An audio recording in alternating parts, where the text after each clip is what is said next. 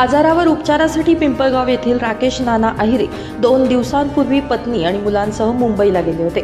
मात्र बोट दुर्घटनेत अहिरे कुटुंबियांचा बळी गेला.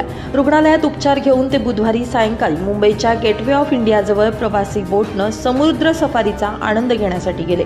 मात्र नौदलाच्या स्पीड बोटनं प्रवासी बोटला दिलेल्या धडकेमुळे झालेल्या अपघातामध्ये अहिरे कुटुंबातील तिघांचे श्वास थांबले. अंगाचा थरकाप उडवणाऱ्या या घटनेनं पिंपळगाव बसवंतच्या अहिरे कुटुंबियांवर दुःखाचा डोंगर कोसळला. नौदलाच्या बोटीनं प्रवासी बोटीला दिलेल्या धडकेत अहिरे कुटुंबियांचे श्वास थांबले.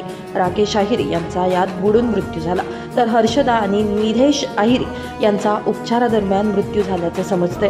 अहिरे दाम्पत्य आणि निधेशच्या निधनाची बातमी कळताच वडील नाना अहिरे व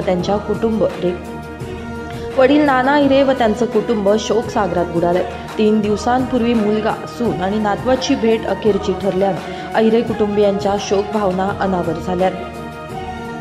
बसवंत NS3 डिजिटल, पिंपळगाव.